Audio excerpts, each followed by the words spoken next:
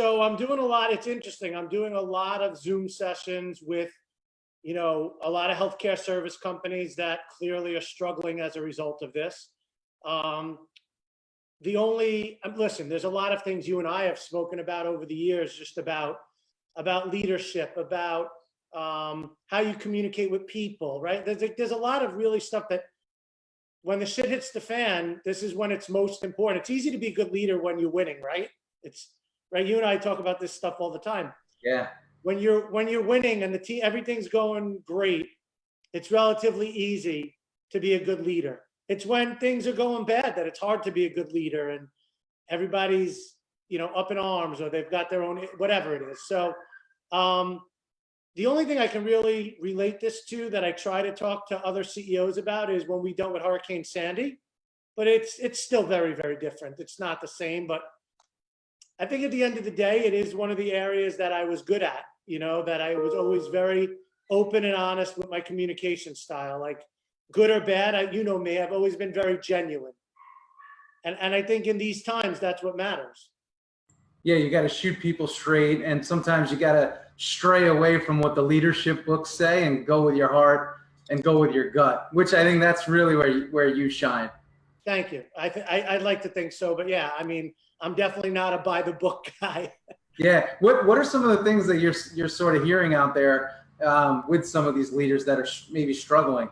So the ones that I think are struggling the most, they just are not getting out in front of the communication frequently enough. So like the people in the field want to know, right? You could watch CNN all day long and be nervous and be worried, but what is it that we as an organization are doing? Are we going to have to furlough people? Are we going to have to lay people off? Like, you can't avoid these really, really hard decisions. And I think people just want to know, like the unknown is more worrisome than the known. So when the CEOs that I'm talking to, they're so overwhelmed with, then I don't think most of them are trying to hide things. They're just so overwhelmed with juggling so many balls right now that communication with their staff falls through the cracks. Yet to me, that's the most important thing, so those are the things, like, I don't know if you remember, that's why I love your blogs every morning when I wake up. I used to on Sunday nights send my team, like, sometimes it was a long email, sometimes it was just 2 lines, sometimes it was a video, right? You and I have talked about some of the motivational speakers that are out on the internet.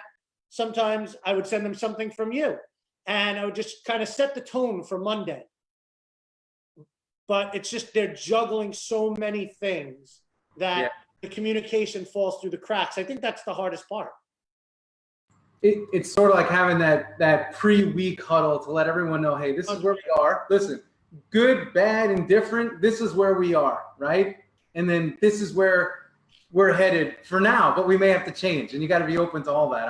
Right. I especially on certain times like this, like, not to be political or whatever, but you just have to say, based on the information that I have today, this is my plan. And I think they say, if you read like these Harvard or Wharton studies about leadership, they say the ability to admit your own frailties, right? To be vulnerable and say, hey, I made a mistake and now we're going to change direction. Like, I think a lot of people have a hard time doing that. I don't have a problem looking in the mirror and I always wondered that. What is so hard about that? Because, like, when we talk, we're very open with each other. We're friends, but we can talk honestly. But why do so many leaders struggle with that? I think that your most confident people are the ones that are able to say, I screwed up. I think not being able to say that, right? So if you're a CEO or you're a captain of a team, and you're really not intrinsically that self-confident, right? I'm not here to play psychologist, but if you really don't have that comfort in your own skin, like, I'm not the most athletic, I'm not the smartest, I'm not the best looking, but I'm comfortable in my skin with who I am. And so therefore it's not a problem for me to say, I really screwed this one up, but we're going to fix it now. I think so many are looking to be perfect. That's really what it comes down to. As I have a lot more going You'll behind love this, because my kids grew up with my fascination with Jeter, right? So I tell my kids all the time, Derek Jeter is a Hall of Famer and he failed 7 out of 10 times, right? I think that's the good You know, baseball's a great analogy for that because the best in the business are, forget about Mariano, but, you know, offensively, right? The best in the business are successful 30% of the time. Which is, I talk about that a lot too. And I say there's people that actually go into leadership, they go into business thinking they're going to bat 1,000. Everything I touch is going to turn to gold. And it never works like that. I mean, you've been through the ringer. What were some of your big lessons in failure? Oh, I mean, right. It's like Michael Jordan says, you know, I've missed more shots than, right. But if you don't take the shot the next time, you have no chance of making it. I mean, the first acquisition we ever did, I came with an attitude of like, hey, it's going to be my way or the highway. And I lost half the staff.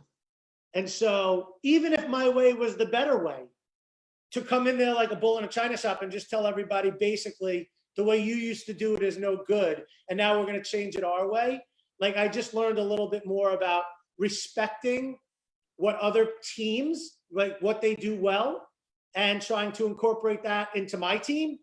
But I wasn't able to fix that until I said, geez, I've lost so many talented people because I didn't take a more open-minded approach, or I think those are like this, the idea that even though I was pretty successful at what I did, I still had so much to learn. And there were so many areas that once I realized I can constantly get better, I became a better leader than when I thought everything I was doing was so great. Yeah, I think too, there's these sort of levels of doing business. Like your story is a great one because you sort of went through the whole life cycle of starting a business, selling a business, leaving a business, and saying, okay, now what? And that's sort of like your story is unique because you've done the whole thing, right? You've sold to private equity multiple times. You got to experience the good side and the bad side of it. And now, you know, you're on the other side of it. But like, you know, when you start a business, I mean, you know, it's brute force to kind of get it going. So you develop this sort of leadership skill that's, you know, makes sense for that time. Yeah, and what, you know, that's the old saying, what got you there won't get you, what got you here won't get you there. Yeah, it was very, very different when we first started than when my company was 100 sites and 1,500 employees. It was very, very different. You have to surround yourself with great people that you know will execute the way you want to be. In the early days, with, you know, 1 or 2 locations and me still treating patients, yeah, you could do everything yourself, but you don't grow a business that way. So yeah. So for those that don't know your full story, you know, you start as this let's say college baseball player out in California. We'll start there. But we know that there was a very ambitious kid prior to that. But you know, you go to college to play ball, and then how do you get into business from there?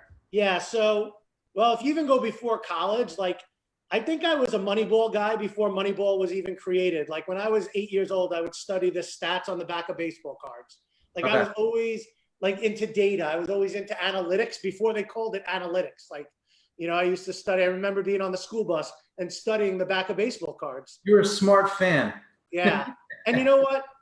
You know, you know this, Dana, but I was a catcher. And so I wasn't the most talented guy on the field for sure. You know, the joke that I make in college, I may hold you've heard this before. The only guy in the history of the NCAA to win most improved twice means I was either really bad or I worked really hard. Or both. Yeah. So that was, you know, me. I was, as a catcher, I was always studying the pitching charts. I was always, you know, I'd go back and look at, you know, as a freshman, I didn't play. I rode pine the whole year. I was warming up pitchers in the bullpen as a freshman. So you become a student of the game. So I think that natural behavior for me, it helped me very much in business. Like I was always hungry to learn more. I wasn't this guy that came out of school with an MBA. I was an athletic trainer and a physical therapist that decided to just start my own location. And yeah, I was treating patients, but I had to learn the whole side of the business. And how did I learn the business side of physical therapy? I literally opened the mail and read the EOBs as the patient checks were coming in. Now, when we had 100 locations, of course, I couldn't do that anymore. And But, then how do you get like, I think, that like there's going to be a mix of people that are listening to this. There's some people that, are saying, hey, I'd love to start my own business. And, I don't know if I have the guts to do it. Like, how do I get started? And what would you give in terms of advice for that person?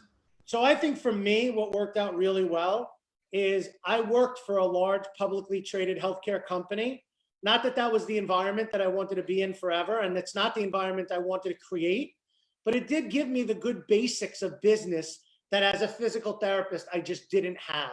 So I think for other people, you've got to find some type of mentorship, whether it be working for a large company and learning, or finding somebody that will teach you and coach you so that you can learn from them. And then some of it is just learning from your own mistakes. I mean, there is some risk at starting your own business. Like, I put 25,000 into a hat with 2 partners and used my house as collateral to get a loan from the bank. I mean, there's a lot of risk involved in that. Yeah. So you have to have the gut, the appetite for some of that risk. But like for me, working for a large company in the market that I ultimately opened my own place in, I got to know the doctors who were going to refer me patients, right? So there's lots of things you have to, in my opinion, you have to figure out what are the keys to that business's success. So in physical therapy, it was having relationships with the orthopedic surgeons that were doing the kind of surgeries that I wanted to treat as a therapist. Like, I didn't love the neurologic kind of nursing home type of patient. I wanted to treat the athletes. Right. So that's what you knew. Yeah, exactly. Yeah, I think a lot of people today, they're very excited to jump into business, but then when they start to see the risk profile that goes with it, they say, I don't know if I have that. So they do this dance, and they never actually get in the game. They just talk about it, but they don't actually get in the game. And listen, sometimes timing matters too. Like, I was lucky. I didn't have a mortgage. I had just gotten married, and we lived off my wife's salary at the beginning. I didn't have children. It's definitely easier to take a risk at 28 than it is at 38 or 48. Yeah. But there is a risk involved. There's no question for it. I do believe, though, I'm a big believer in the harder you work, the luckier you get. Like, if you're willing to sacrifice a lot of things, I do believe that you'll be successful. I don't think I'm the best physical therapist that ever walked this earth. I might know how to run a PT clinic better than most, but we just worked our butts off. I think too, what you've always done well is you've understood the importance of a team. It sounds like even from day one, when you held the hat out, there wasn't only your 25 grand in there as I drop something. You put 25, and the whole team bought in and said, okay, let's go together. Yeah, well, you know this, Dana. I mean, to me, the most gratifying day of my entire professional career was in 2016 when we did our second private equity deal.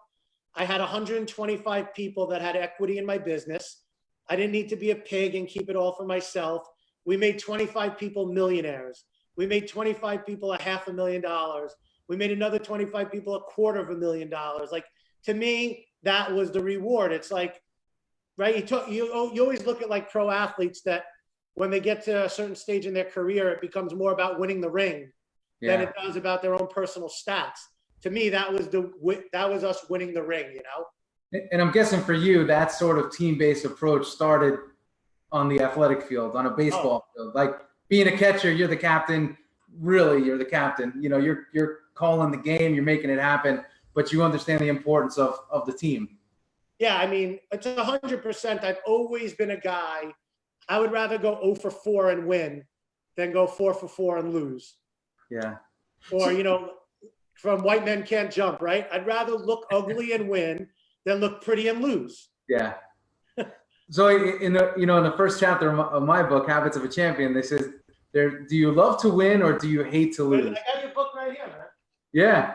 And there it is. That's one of the early copies with probably but the important thing is I have an autographed copy. There it is.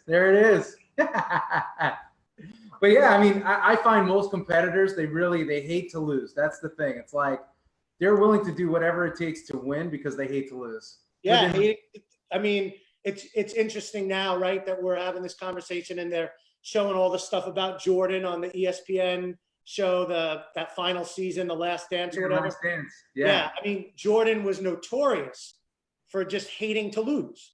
Yeah. With whatever he did, whether it's gambling, whether it's playing golf, you name it. Right. I used to hear stories all the time. You know, Derek Jeter, it's funny, he sort of adopted a lot of the Jordan habits of he'll bet you on anything. Hey, you know, what's Michigan going to win by? What's Michigan going to lose by if he knew they were going to lose? But here's a funny story about Jordan about not wanting to lose. I don't know if this is true or not, but I heard a story that he used to get to the arena so early to like shoot free throws or whatever, that he would see them practicing like the arena games that would say like red, blue, or green, who would win the race that the crowd would cheer for. Oh, yeah. Or the noise meter for the crowd. They would practice all of that before he'd get to before the game. And so he used to be in like timeouts and he would turn to Pippen and say, I'll bet you $1,000 that it gets to be like 88%. And Pippen would be like, okay. But Jordan knew because he was there 8 hours before warming up. And Pippen's like, man, you're a genius, shaking me down for all that money. Right. As if, you know, he was basically playing for free anyway, Pippen, if you watch the documentary. Yeah. No, that's cool. I find that, you know, like I work with a lot of entrepreneurs, leaders, CEOs across the board. And I find that there's a lot of them out there that are, because they don't trust their people, they don't run a good team. They're not good at empowering their team. But I think a lot of that probably comes back to they don't trust themselves, sort of what you were going back to earlier, I would think. You know, so I would just say for me, the harder evolution of my, whatever you want to call it, my leadership ability, my management ability, the harder thing for me, and I was taught this, I think you and I may have talked about this once. I was taught this by one of my board members, a guy by the name of Dave Morrison, really, really sharp guy. Went to Annapolis, a Navy guy at Harvard, Princeton, the whole thing, really sharp guy. And he used to tell me, Adam, you have to pick 3 to 5 the most important things and learn to delegate everything else. And here's the key, even if you believe you can do it better than them. And that was the hard learning thing for me. Being able to understand that A, you can't do everything, and B, you have to be okay with, right? Because you go back to that Jordan, Jeter kind of thing where you want the game to depend on you. You want to be the guy to take the last shot, to be at bat with the game on the line. But that doesn't always come down to you. You can't bat all 9 positions, right? So learning that even if I thought that I was better at, you know, skill set A, B, or C, being able to delegate it to somebody that maybe was the number 2 guy, but unloaded me was as much an important part of growing a team. Because I didn't have a problem with trust. It's just, I was always a perfectionist. So that was what made delegating hard for me, because I would do things repetitively until it was exactly the way. And not everybody's going to be exactly, nor should they, because by the way, when you have that much attention to minutia, you don't always get the best results. Yeah. And I think a lot of leaders, just if you were to even do like a disc profile of them, there's going to be a lot of guys that are leading organizations that are going to sort of sit in that D. They're drivers, they're control guys. So it's hard to give somebody a task or a job when you know that they're not going to be 100%. I think a lot of guys. You know what the thing that made it easier for me? Maybe this will help some of your other clients, Dana, but I was so invested in my people's success that giving them an opportunity to shine was what enabled me to let go of things. So like I did a lot of coaching with my direct reports and say, hey, you're going to present this at the next board meeting, but let's do a dry run, you and me together. So they would do the legwork. I would get to give my kind of key points or feedback so that I'd give my little curve on it or I'd put my little spin on it. But ultimately, like I wanted them to be so successful. That's what enabled me to let go of a lot of things. Okay, so I have a follow-up to that. That's sort of like, I think one of your gifts is like you wanted to see them be successful, but a lot of people say, I only want them to be so successful because I don't want them to leave. That's something that again, I think a lot of people fear, right? I'm going to invest in this person. I'm going to take them to the next level, and then they're going to leave. What's your thoughts on that? I kind of already know your thoughts on it, but I figured I got to present all sides because Yeah. you got a mixed I audience. mean, generally speaking, I always felt like if I rewarded people enough, that's why I had so many partners in my business, so much equity sharing. If I rewarded people enough that they would stay with me forever. In the instances where they did leave, if they were able to do something better for themselves, as long as it didn't harm my business, I was happy for them. Yeah. You know, they say Warren Buffett has probably 10 guys that could be the CEO of any Fortune 500 company. So why did they stay with Berkshire Hathaway? Yeah. Because they want to learn from Buffett. They want to learn from Charlie Munger. They love the environment. Like, listen, no disrespect to Omaha, Nebraska, but it's not New York. It's not Chicago. It's not Miami. It's not LA. Yet True. he gets people to stay forever in Omaha, Nebraska. Yeah. Slower life. Yeah. You live longer there. No, I think that I think that if you reward people, the majority of them will stay with you. And listen, it's like going back to sports. If Bill Belichick had always stayed under Bill Parcells, what would have happened? Like, I'm sure Parcells probably would have won 10 Super Bowl championships if Belichick stayed with him. But at some point, you got to be happy that your guy gets a chance to be the head guy if that's what he aspires to do. Yeah. Yeah. No, it's definitely true. What would the world be like without Bill Belichick leading the Patriots? We'll see how things go this year with Brady heading down to It'll Tampa. be very interesting. Yeah, totally. What would you say in terms of rewards though? Like, you know, what are some good things to do to incentivize employees? Like, what did you find success with? Was it always financial, or what did? So yeah, I mean the obvious ones are financial, and I would tell you that as people get further and further along in their career, to my earlier point, when you have a wife and you have kids and you have a mortgage, or I shouldn't say a wife, if you're the breadwinner, right? Because lots of women are successful executives today, but you're the breadwinner in the family. You've got children, you've got a spouse, you've got a mortgage. Then money does become a critical piece. They deserve to live a good lifestyle. Yeah. But in the early days, I think what gave me what I'll call, whether you want to call it personal human equity or street cred, you know, I enjoyed it. So it's a little bit selfish, but I enjoyed taking my people out for a beer. I enjoyed going out for dinner and sitting down and telling them what I really appreciated about them, what I really liked about them. And Dana, you know me pretty well. I don't just blow smoke up people's butts. So I think that the praise that came from me, the coaching that came from me, was even more valuable to them because I'd be the first guy to get in their grill if they screwed up. Like, I wasn't just all fluff. So when somebody screwed up, I'd pull them into my office and be like, yo, this can't happen like this. You're better than this. And when they did well, I think that gave me a lot of, I don't know what the buzzword is now, like EQ, emotional quotient. Yeah, emotional quotient. Yeah. I think I've always had a higher EQ than IQ, quite honestly. Yeah, I think what again you've done well is you've always been who you are. You haven't changed. Like, hey, you know, I went from a PT to CEO, and now that I'm the CEO, this is how I have to behave. This is how I have to act. This is how I have to dress. You sort of just said, this is who I am, and I happen to be this. But deep down, I'm still maybe a Queens guy, you know, that's a baseball player at heart, you know?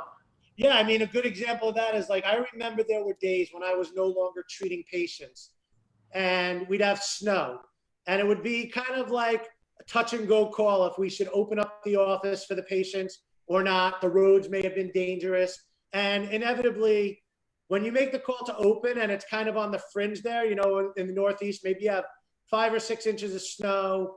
It's not a foot of snow. And so you say, hey, we're going to try to open. I never would stay home on those days. I would get in my car and visit as many offices as I could. And I'd be in my boots and jeans and gloves and hat and scarf because people would at least see Elberg wasn't sitting in his house, you know, watching Sports Center while we're, you know, grinding it through the snow and treating our patients.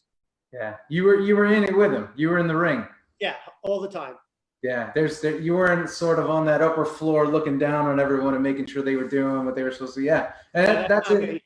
Yeah, Hey, listen, that's a great message to anybody, no matter where you're at in your business life cycle. But for you, the journey was pretty cool. Like you said, you went from one office to 3 to 100 to it just kept going. What was it like to sort of see this vision or this dream just keep expanding? I mean, it had to be pretty cool, but it also had to be maybe a little bit nerve-wracking too. Oh, totally. So I would tell you first that when I opened my first physical therapy office, I never thought we'd be 175 locations from New Jersey all the way up to Maine. If I told you that was like the vision, I'd be lying to you. I always wanted to work with good people. I always wanted people to stay loyal to me. I wanted to celebrate the wins together.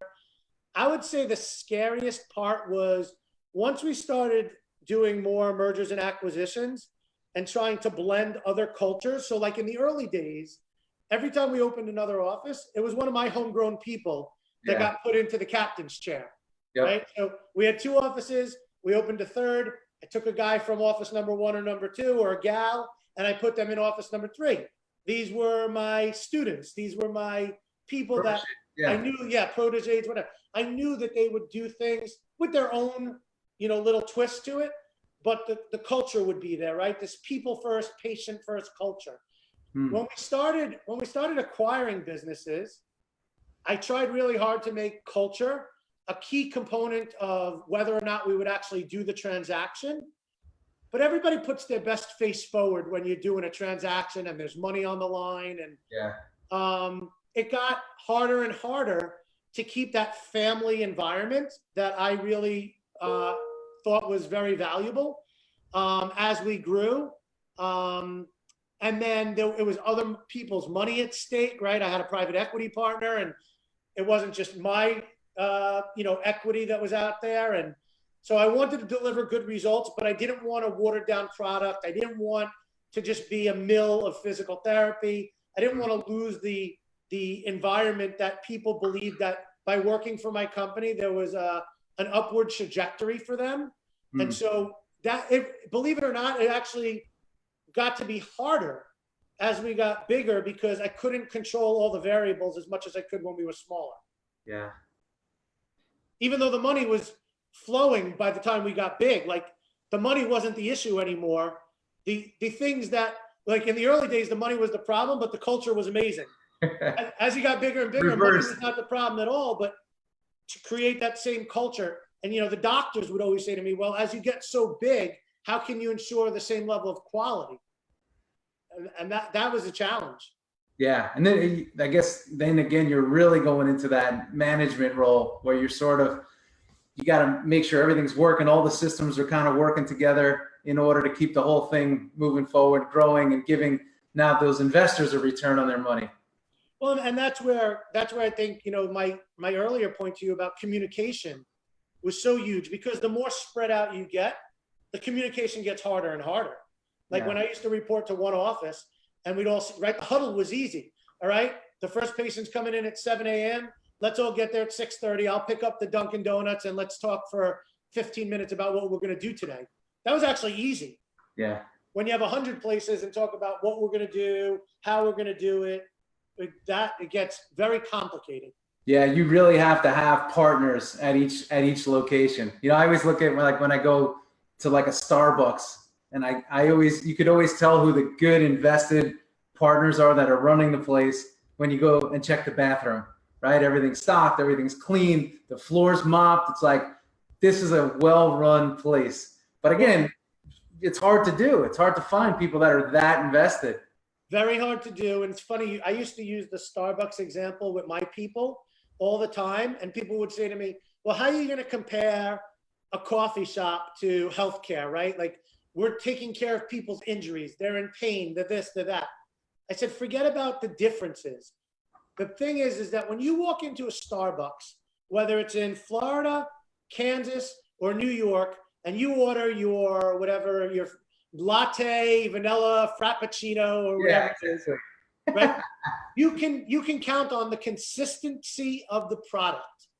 And that's what I used to use in terms of healthcare. Like, you could take 10 therapists and look at a shoulder surgery after a rotator cuff repair.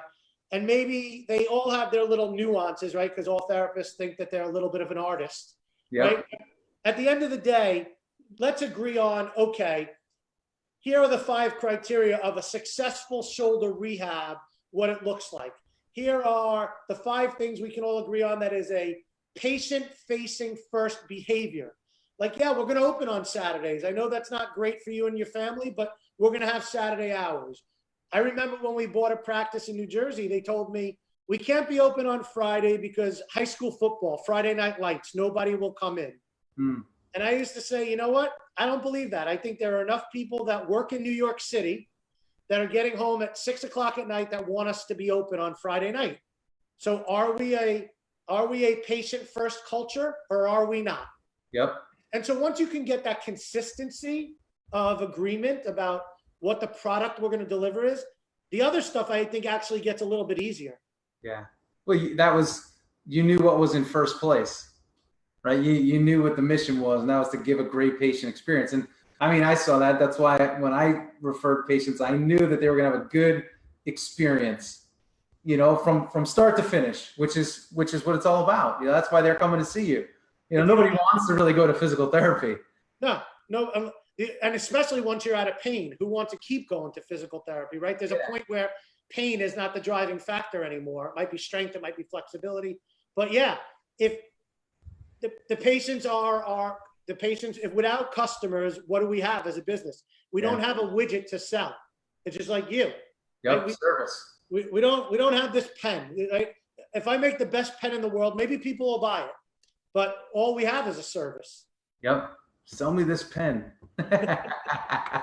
So what would you say? How did you deal with the pressure though of building this thing? Like, again, once you took on other people's money, I mean, I'm sure that again, you felt different types of pressure along the line, and you had your own expectations. How did you deal with it? What were some things like that you did? Because burnout's a big talk today. Fatigue, just all that. How did you find ways to sort of navigate against that? Or did you? Yeah, no. And so I was far from perfect.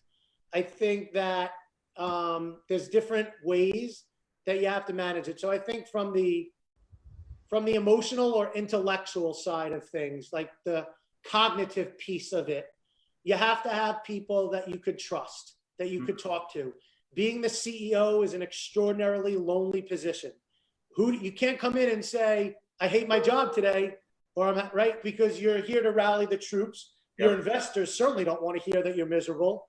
So do you have mentors, board members, whatever, that you can truly be open and honest and get things off your chest, and there'll be a sounding board for you that says, Adam, you're right, or no, I don't agree with you, and here's how I would look at it. So that's like the intellectual piece of how to work through what you think next steps should be to manage whatever is causing the stress. But listen, I'm not as fit and svelte as you. I had to get to a place where, even though I never really got to my goal weight, to be perfectly honest, I didn't get great at the exercise component of managing stress until I made my assistant put it in my schedule every morning.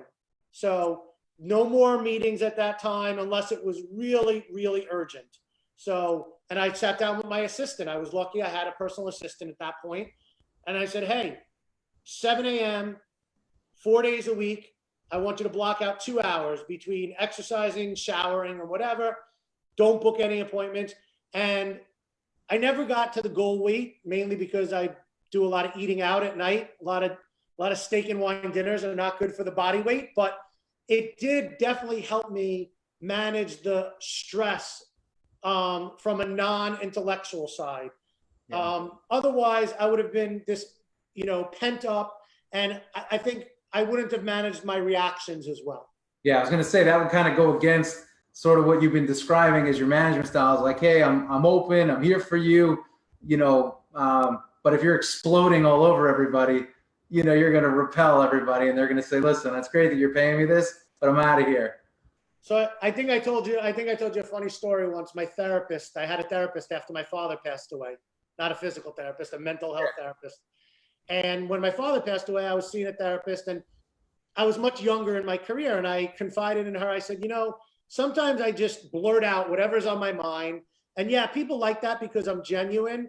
But then afterwards, I kind of feel bad because maybe I didn't speak nicely to somebody, or I was a little too hard on somebody or whatever. And the analogy that she gave me was, she said, "Hey, Adam, did you ever drink so much that you got sick?" I go, "Yeah, that was college every weekend." And she said, well, when you got sick, what happened? I said, "Yeah, unfortunately, I would be in a bush and I would throw up. I was 20 years old. Not good decisions, not things I'm proud of." But she goes, how did you feel after you threw up? I said, "Oh, I felt much better." I said, she said to me, think about when you vent on somebody, when you don't have any filter at all. And I don't have much of a filter, as you know, but you don't measure it at all. It's like you threw up on somebody. You feel better, but now they're sitting in a pile of puke. How do they feel? And I always kept that mental image in my head. Yeah, well, Kenny Dictor's a friend of mine from Wheels Up, and I worked with him for a bunch of years. And one of the things that we used to do to help him manage was he'd come in the gym in the morning. The door would be shut down for everyone else. It would be 5:30 in the morning, and he'd put him on the treadmill, and we'd say, "Let the demons out." And he'd just scream at the top of his lungs, and he sort of emptied it out. So when he went to work, he didn't throw up on anybody. So yeah, I mean, you have to have. You know better. You know way better than I do, but there's definitely something to be said for breaking that sweat, sucking wind, at breathing so hard in whatever your exercise of choice is that you can't speak for a while. There, you probably, whatever, it's the endorphin release, it's this, it's that. But the days that I work out, even now when I have very low stress levels, the days that I work out, the rest of my day I feel much better. Yeah, what I say is you got to burn your top layer off. It's like a dog, right? You take it for a walk, it comes back like a new animal. We're the same way, we got to burn that top layer off. But I think what you're explaining too is you've done a good job of again, knowing yourself and knowing what you need. And you built a team. Hey, I got a great assistant that's able to pick me up and, hey, block this off, take care of me, protect me. And then, on the training side, and you just build this whole team. And that's what I found coaching to work really well for CEOs, because they don't have anyone to talk to. It's a lonely place. And even if they just have someone to throw up on that they're paying to throw up on, it works. Yeah. And I'll tell you one other thing that's important, Dana, I think for your clients. I think the partner that you choose in life, meaning your spouse, if you're married, I think that's really important, because the good thing about my relationship, and you've met my wife, Brenda, is that when I was building this business, I could have felt really shitty about the time I was wishing with my children. I had very young children at the time, and I was building this business. I was making sacrifices, but on the other end, she was picking up the slack for me and never made me feel like I was less than as a father or as a husband. And I think that's critically important. I've seen lots of people that, their spouse is not supportive, or they're like, "You're never home," and it's sort of like spouse versus the business. Right. And you're stuck in the middle, and you're like, who do I please, right? I can't please anybody. Right. And listen, most of us, not all of us, most of us love our wife and children, or our husband and our children. I love my kids. Just because I missed out on a bunch of stuff. And, it got to the point, I remember a funny story I had with my wife. She would tell me, like, so-and-so has the violin concert this week, or so-and-so has the, the dance recital this week. And I would tell her to send me an Outlook invite. And my wife would be like, "I have to send my husband an Outlook invite to be at their kid's dance recital?" But I would say, "Yeah, I want to be there. I want to be there. But if you're counting on my memory to do that, it's just, right? You're calling me at work. I'm in the middle of 100 things. Yeah. Just send me an Outlook." And at first she didn't love it, but it really worked for me. Yeah. No, listen, whatever it takes, right? I think too, you said I managed over 1,000 employees. And I think too, from the other side, I think a lot of employees, they don't know what you deal with as a CEO and how much is actually on your plate, from running the business to managing them, to managing your family, to sort of forecasting where this business is going to go, managing cash flow, managing partners. Like, there's so much on CEOs. And I when I talk to employees, sometimes I think they're quick to say he should do this or she should do that, but they don't really know what you're dealing with, and it's a lot. Yeah, I mean, 100% they don't. If somebody out there, you have lots of much more impressive clients than me. If somebody else has figured out how to get the employee base to be sensitive to the executives or the CEOs, I haven't figured it out. I recognize that I have to carve out a percentage of my time for what is important for them. They're me questions, right? That, what's this business going to look like for my health insurance? What's it going to look like for my vacation time? So I used to do, I think it was quarterly, like town hall meetings, where we would do something like this long before Zoom was in vogue. And I would have 175 offices around the Northeast shut down.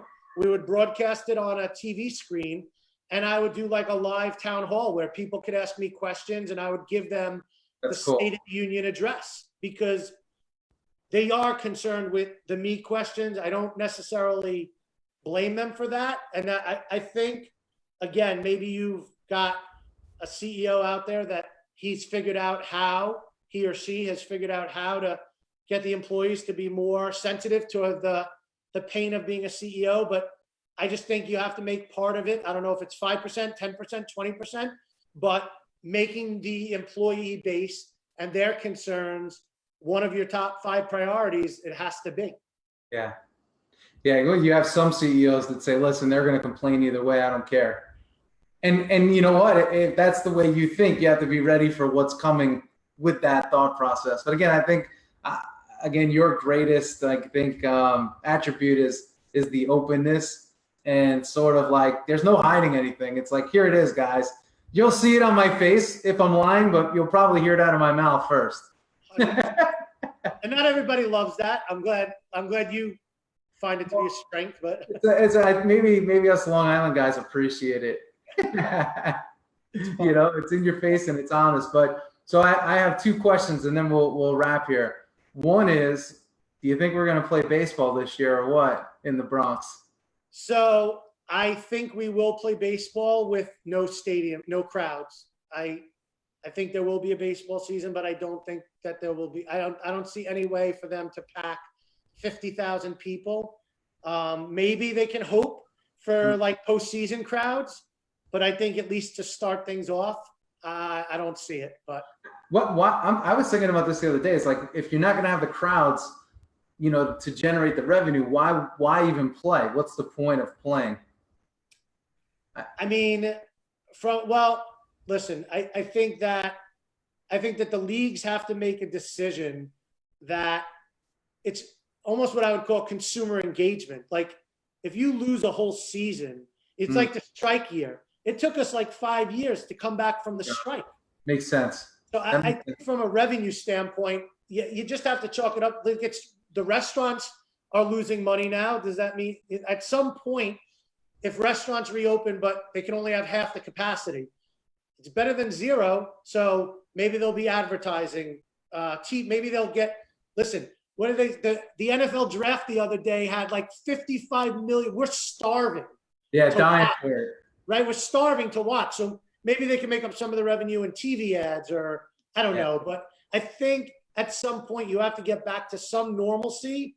Otherwise, risk that consumer engagement will be lost. Yeah. I'm also wondering what they're going to do in terms of like records. It'll be a little bit weird playing a World Series when, the season started in June or, even July, because these guys are still going to have to go through a little bit of a mini spring training to get prepped and all that. So, well, I think the interesting thing to your point about the revenue is, what will the unions do in terms of player compensation? So they're going to have half a season. I don't know. You would maybe know better than me. Are they getting paid? Are they getting paid right now?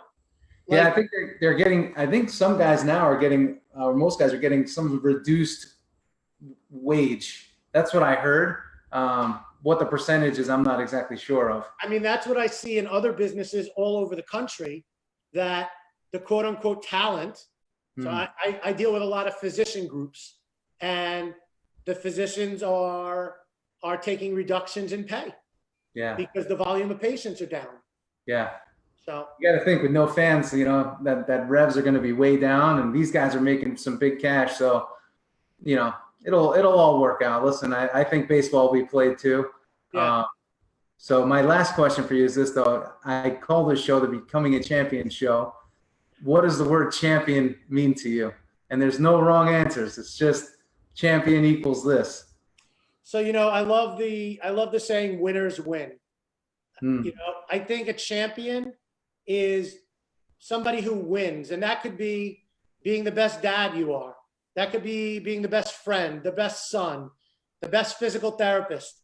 Like, for me, championships are based on being the best. And for each person, what they want to be the best at is different. And that's actually, in my mind, kind of cool, right? But if whatever you determine to be your life priorities, and you could have multiple ones, right? It doesn't have to be, I really hate the work-life balance discussion, because I really think if you're disciplined, you can have it all. You can be a good dad. You could be a good husband. You could be a great entrepreneur. I really believe that. So to me, champion is somebody who wins at whatever they put their mind to. Okay. I love it. You know what? As you're saying that, I got to sneak one more in for you, because this is something that I'm hearing over and over again, and then I'll let you go. Danny, you know, I could talk to you all day. So I know, but I'd rather talk to you at Parkside with a big bread basket. Parkside's a good place. This summer, we're going again. All right. But, you know, like, there's a lot of talk about goals, and there's a lot of talk about vision, and a lot of people today, you know, they open up their pad and they say, I want to be this by this date, and I want to achieve this by this time. Like, how neurotic were you with goal setting and hardcore vision and all that? And then how'd you deal with maybe not hitting those targets at times? Yeah. So, you know, early on, I don't think I was very good at, like, I was always very driven. Like, if you talk to my mother, she would tell you when I was a little kid, I was very driven, but I wasn't the kind of guy that wrote down on a piece of paper, like, you know, I'll own my own business before the age of 30, or I'll retire before the age of 60. Like, it wasn't like that, but I was always very driven to the point where if something was substandard, it wasn't good enough for me. Okay. Now, as we got further and further along in my business, I did create, because I wanted to transmit that vision to so many other people, it couldn't just be internalized like, okay, that work product isn't good enough for Adam.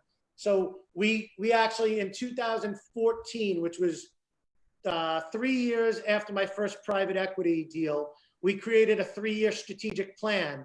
And I took my entire management team down. I think we did that first one down in Miami at the Ritz-Carlton in South Beach. Oh, yeah. Offsite, we went to a cool place. We went to Joe's Stone Crabs for dinner. Yep. But we locked ourselves in the hotel for all day. And I said, here are the 3 most important things to me as the leader of the organization.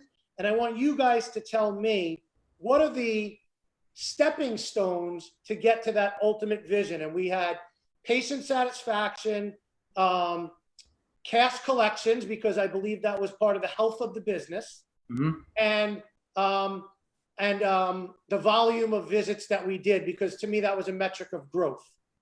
And so then they went back and said, well, patient satisfaction is going to be these 5 things, or cash collections is going to be these 5 things. And many times the 5 things that led to cash collections had nothing to do with actual money. It had to do with building a relationship with the insurance companies, or getting the best employees to work in our revenue cycle department, right? Recruiting the best talent, because we were always good about recruiting great physical therapists, but let's focus on recruiting some of the back office people that were great. So I think as I matured as an executive, my goal setting got more and more concrete. I think early on, my goal setting was always be the best, which, you know, it's the great, I think you and I have spoken about this, the great Lombardi statement is, you strive for perfection, knowing you can never be perfect, because falling short of perfection is excellence. Is excellence, yeah. Yeah. Yeah, no, I love that. No, that's cool. I see so many people get jammed up today by these goals, and it's like you said, hey, just be great at what you do. Just work to be great at what you do, and the rest will work itself out. I would always have that talk with Mariano, and I said, hey, did you ever think that you'd be this rich? I mean, you're playing for money? And he said, I never play for money. He said, I played to be the best, and the money came. Well, And- the funny thing about Mariano, I have a good friend that went with me to all those Yankee World Series and postseason games. And one year, I don't know if it was midway through Mo's career. He wasn't the best ever yet, but he was pretty darn good already. And my friend said, doesn't he have to develop another pitch? Not with the one pitch he's got, he doesn't. Yeah, and I always say this, whenever you talk to Mo, the one thing that he always says he does, I pitch to contact. And he used that one pitch and he said, I let these guys hit it, being the team player. That's the theme of what we're talking about. He said, I got all these guys behind me. They're there for a reason. Right. So he only needed that one pitch, as long as he could keep it in the yard. He did okay, right? Oh, yeah. No, that's cool. Adam, thank you, man. I appreciate you taking the time today. It's always great to talk to you. I love you, man. And Love you too. I can't wait till you come back up to New York and we'll go to Parkside together. The best. Soon. Hopefully we can get on those planes soon enough. That'd be great. Look Awesome. forward to seeing you, my man. Congrats to you and the daughter, too. All right. I'll talk to you soon, man. See you guys. See ya.